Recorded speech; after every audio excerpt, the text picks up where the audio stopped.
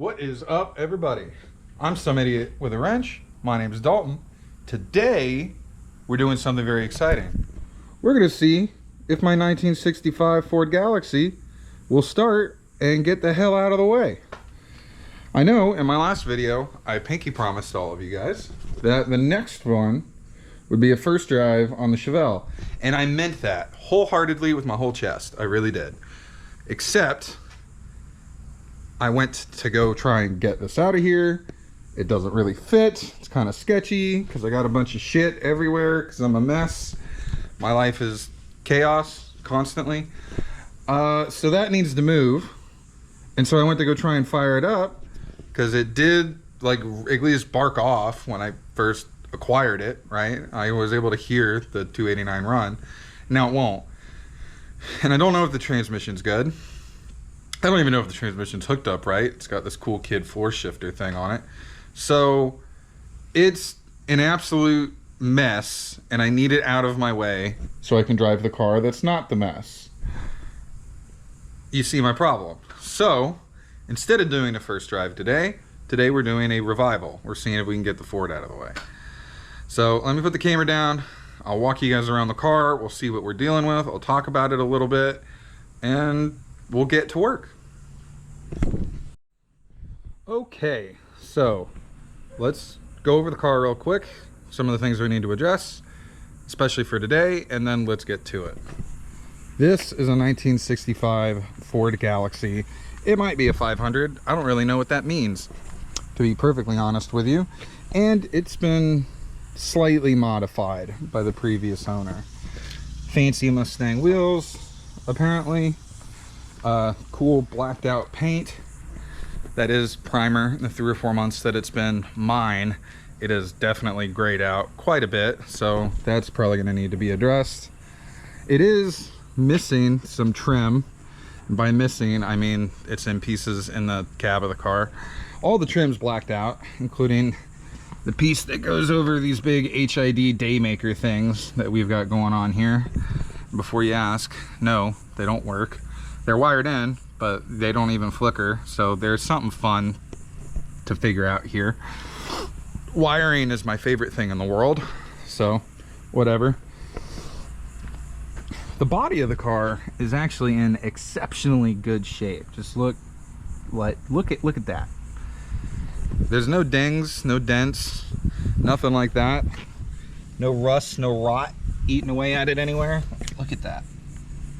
That rocker panel. Even back here where you would expect to see a whole bunch of rot, there's nothing. This car is exceptionally clean. And that extends back here to the trunk. Like, there's nothing. This whole trunk pan is in one piece. There's not even any real surface rust starting anywhere, which is absolutely amazing to me. It did come with the obligatory box of parts in the trunk, like all these old cars have to. And it's got the cool kid hot rod special battery relocator thing happening, which is really cool. Don't get me wrong. It's just inconvenient because that battery is deader than a doornail. So I got it hooked up to the absolute cheapest battery boiler I could find at Harbor Freight. This was $30 on clearance. Let's hope that it, you know, doesn't start a fire. I don't know.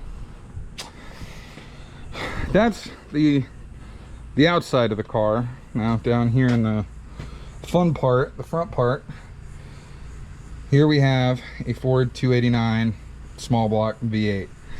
Fun fact that I don't know is true, so please remind me in the comments that I'm an idiot if I'm wrong. The only difference between a 289 Ford and a Ford 302, right, the two iconic, well, iconic, one of them's iconic, small blocks, right, the 302 small block. The only difference between that and the smaller 289 is the crankshaft. The crankshaft was altered a little bit from the 289 to the 302 to give it a longer stroke, get to 302 cubic inches. I don't know if that's true or not. I've kind of been operating under the assumption it is when I've been filling out some wish list planning parts and stuff to like buy for this engine. Because shocker, it's harder to find parts for Fords than it is for Chevys. Never would have guessed. But anyway, fun fact and tangent aside, this is what we're dealing with. It's got some slight modifications, like these dope headers that instead of shooting that way, come out front and out our front fenders here. Looks really cool. The couple times this thing has barked off, it even idled a little bit once a couple months ago. It's obnoxious as all get out. I mean, how could it not be? And honestly, I love it. Even if the neighbor hate factor is through the fucking roof, it's still cool as hell. So I'm about that. The last guy put this really dope aluminum radiator in here, Only problem is, like most of the things that he did to this engine, did it very poorly. The little radiator cap things for the inlet and the outlet here were still on when the hoses went on, so when I had the hoses out, the radiator cap was still floating around in here, right? The little red safety cap thing, which is sin number one. Sin number two, the geometry up front here with the power steering, the alternator, and the water pump is all fucked. When this thing has barked off a couple times, this belt up here squeals like crazy. So we're probably gonna have to figure out a way to shim this out so that the wheel is in line. I don't really know how to do that. I'll figure it out though. Just saying it's not a problem on the Chevys. Ford guy things. The biggest issue this thing had when it came to me was it had a different water pump, which was also a brand new one. So the recorder cube got a little bit too hot. I was talking about the water pump. So it had a different brand new water pump on it that's different from the brand new water pump that's on it right now. What happened was the other guy took the back plate off for some reason and then put it back on, but without the gasket, used a whole shitload, like a tube and a half of black RTV, black magic, to just glue it back on. Didn't hold water. And then Ford, in their infinite wisdom, used like 18 billion different bolts to hold a water pump to the front of their small blocks. And some of them go into the timing cover, some of them go into the block. It's really annoying. And at least 3 of those were snapped off when the car came to me. Just broken off, the studs stuck in the block, and it would not hold water. The water pump just gushed water everywhere. Even just when it was cranking, trying to get it to start. Man, the more I talk about this car, the more I wonder why I bought it. It's gonna be a cool car, I promise. Hopefully. The other problem area is the interior. She's a wee bit roached, but look at the door doesn't sag, probably because it doesn't have a door card on it.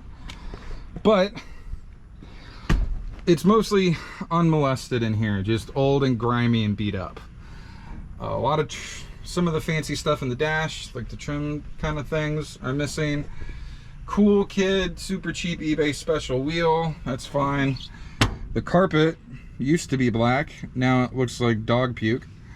And it just smells amazing in here, especially since I've left the window down since last weekend and we've had a couple rainstorms. So it's good and pungent. Really a fun place to be. Another big box of parts, fancy chrome stuff, because you definitely want to get home.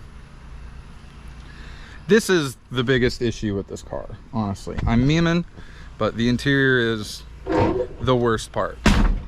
The body, super straight. The engine, the couple times we've heard it run around here, sounds really healthy.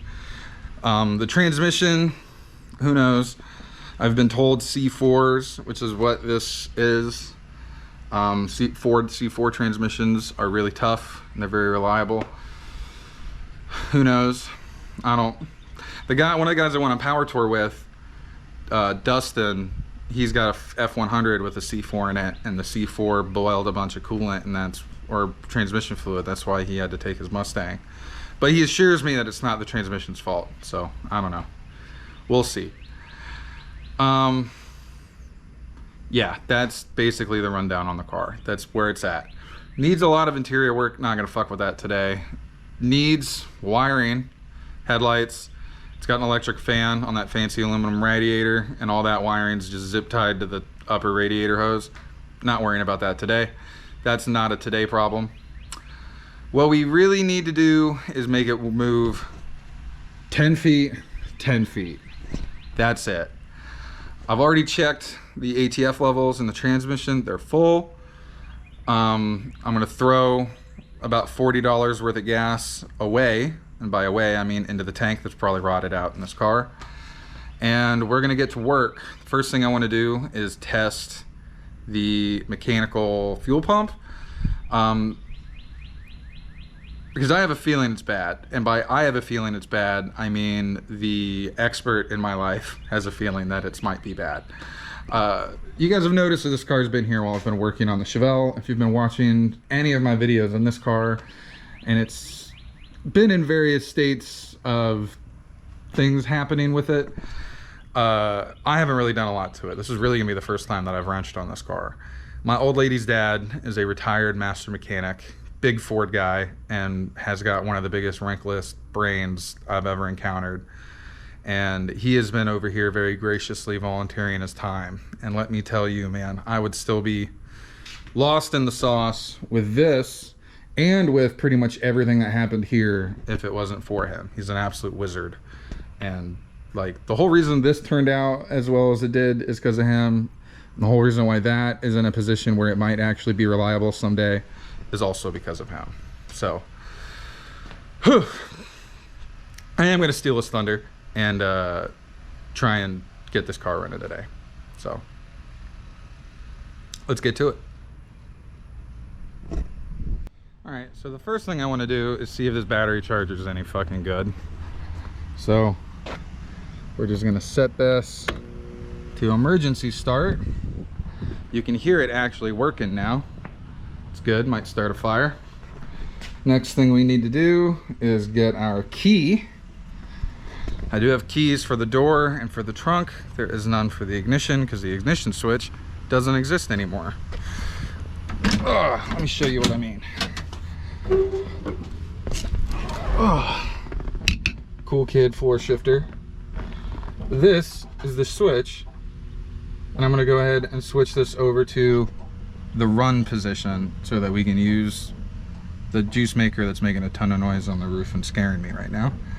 And then we'll see if it turns over. Be quiet, you're scaring me. So, fuck. So with that turned over, hey, we've got lights. That's nifty. So with that running and the ignition on mode, because this is a Ford, we can come up here and we can utilize the Steal Me junction. So this is your ignition junction, right? And if it receives input here, which is from your ignition, then it will go ahead and jump from the batteries and send the signal to your alternator, and from here down to your starter, and it'll do all the cool things. So let's see what she does. There we go. All right. So the battery boiler 9000 is boiling the battery and letting us do the thing. The next thing we need to do is gas. I'm gonna pour some good gas into my Corona bottle and then pour that down the carburetor, fill the bowls, and then maybe get some spray or carb cleaner, brake clean. I know it's not good for an engine. I know, I can hear all of you guys being angry in the comments. I know that. It's fine. I'm not worried about it. And see if I can bottle feed it and get it to actually idle. If it won't do that, then I guess we're gonna have to tear into spark. I have a feeling we're only gonna run on like 7 anyway because of these cool kid headers. If you notice, a lot of these wires are resting right on top of them. And at some point when this vehicle was actually running, one of these, yeah, this one right here on cylinder number 1, oh, she got good and melted. You can see it melted in there. Oh, and over here too. I've got another set of like actually nice Excel wires for this car. I just really don't want to put them on it to like do this. So roundabout way of saying, let's see if it does the thing. I'm going to pour my gas around. I'm going to do the stuff. I think I'm going to get the Ford out of the way. There is a... Fuck out of here, you. Jesus. That bug was bigger than my hand. Fuck Florida, dude. There's a greater than 0% chance that this thing will actually just work and run. And if that's the case, I need this to be out of the way so I can just hurriedly slide it into the position. So give me a couple minutes. I'll be right back. All right. So I've got my key, got my fuel. Let's see if we've got fire.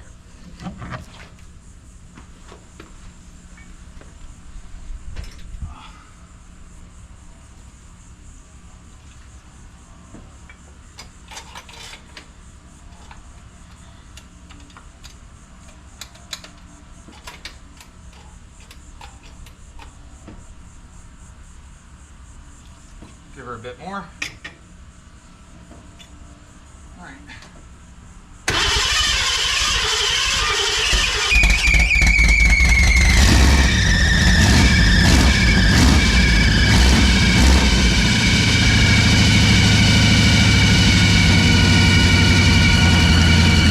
That was easy.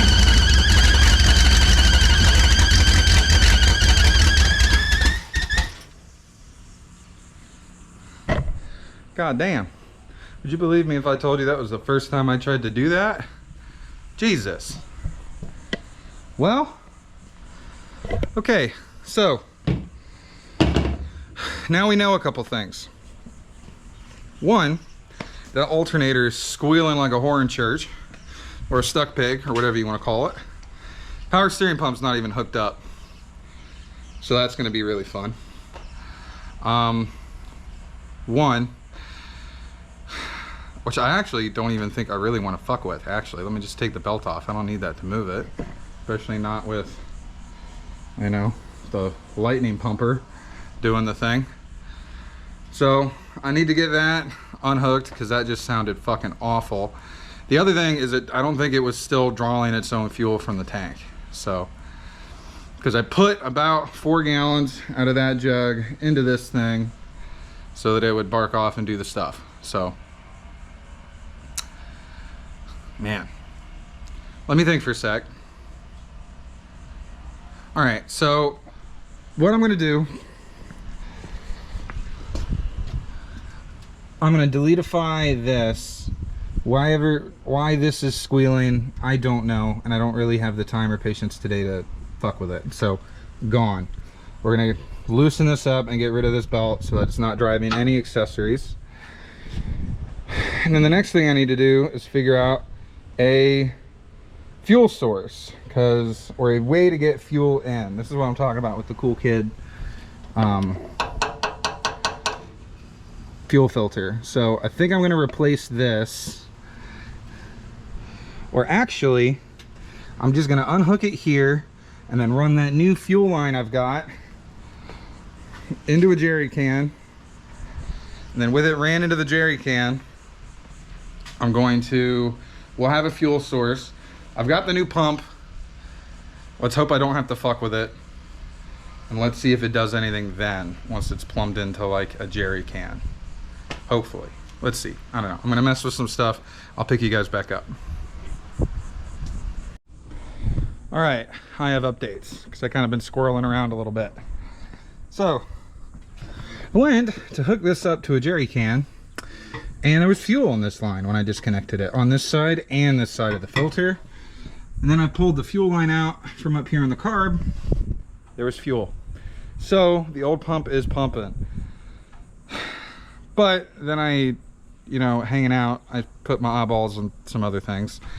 Like, the throttle had no return spring here, right? So this was kind of just hanging out. Grabbed one out of the parts bin, professionally hooked it up to the top of the carburetor because I didn't have one long enough to get anywhere up here where a spring stop probably should be, but I'm not gonna worry about it. Before you say anything, this spring comes to this arm, which moves at a different rate than the rest of this aperture here thing for this carburetor. As far as I can tell, this is for the kick down, where this spring is hooked up. And this is the big kick down arm. It comes down here. If you see it down there, you see where I'm moving it? Right there. To this fancy C4 transmission. Except nobody ever hooked it up back up properly because it was just hanging out like this. And then made that sling forward because of the spring, which let that spring act kind of like a return spring for your throttle here. But through some very scientific experimentation, if I put it on there like that and try and pull it up, that is as far as that kick down goes, but it goes down, right? Oh God, I'm stuck. Ugh. And from what everything I can gather is that that is the kick down. When the throttle comes back far enough that it depresses that lever on the transmission via that linkage, that big rod, that's when the transmission knows to downshift. Which makes sense, right? So I don't even think it really needs the spring. Maybe actually, now I'm thinking about it, maybe that's just for the, no, it definitely needs a spring. I don't know. I've got it jerry rigged up the way it is. I still think it's not pumping enough fuel, because if I grab my key, come over here and let me show you guys this headphone warning. See, sparked off.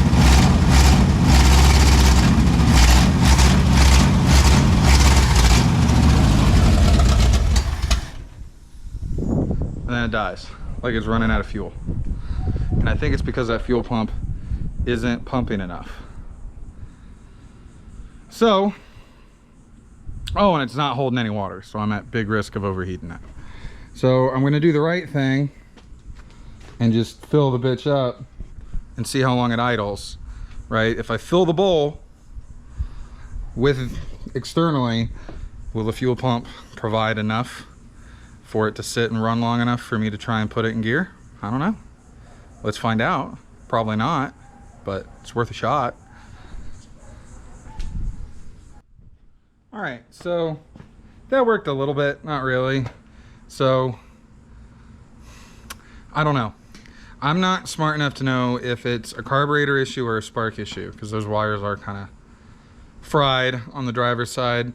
It will start up and it will run. So what I'm gonna do is I've unhooked the lightning pump here.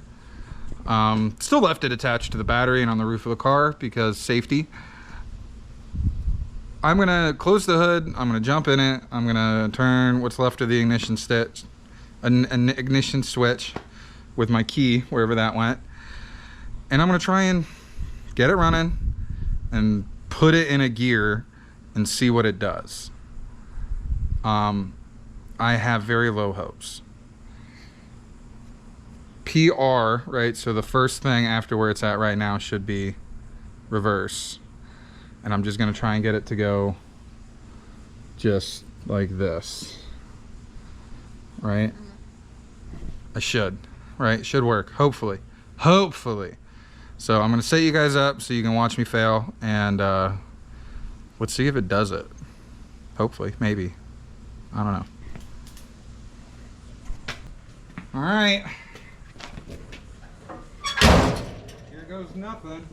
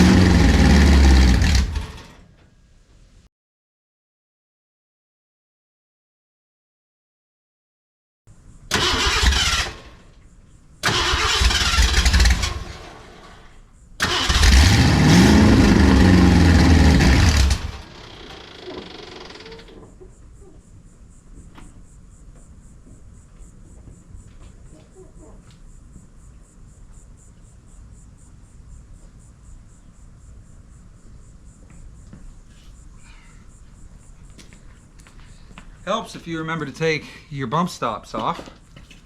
Jesus, Dalton.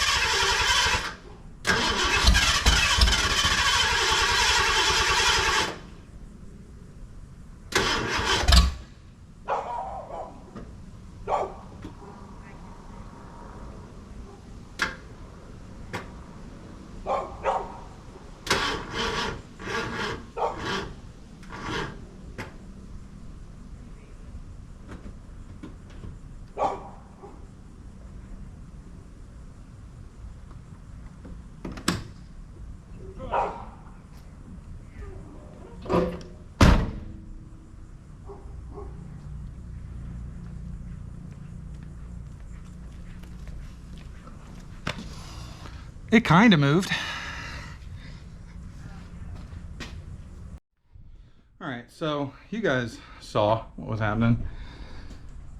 It'll kind of stay idling, and then as soon as I find a gear, that floor shifter, like there's the cutouts in the side are not in the right place for like where that thing actually wants to stop.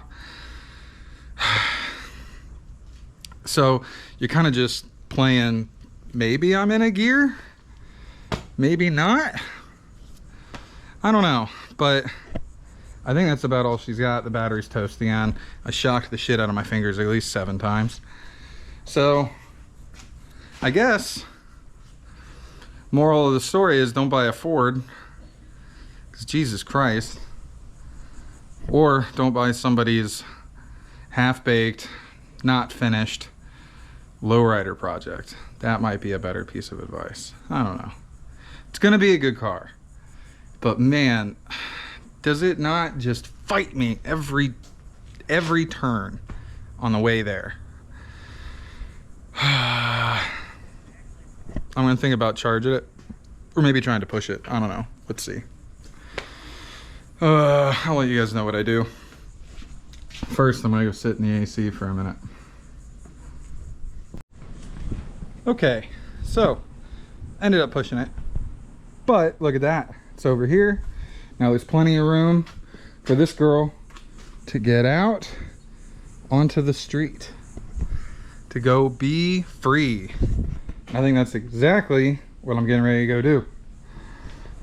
So, did we get the Ford running?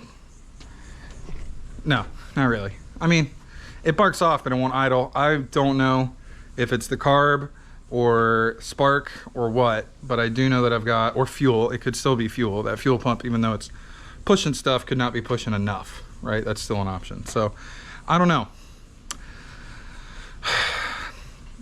I am going to clickbait this title and this thumbnail. You guys probably know that, right? You clicked on it. So that being said, we didn't really do a real revival. We really didn't get it running. It didn't really move under its own power. It kind of lurched halfway down the driveway, and then I pushed it the rest of the way back up. So giving myself heat stroke and at least 1 hernia in the process. So there's going to be another video on getting this thing running properly. Gonna figure out what I need, go over this thing with a fine-tooth comb, get some parts, and then we'll film it coming together and going for a first rip in this thing. But now I finally get to keep my promise and take this thing on a first drive. So I'm gonna do that and probably film the whole thing. So this week might be a 2-week kind of video. I don't know. Thank you guys for watching if you watched this far. Sorry it's a little disappointing, but you know, welcome to the channel. The name gives it away.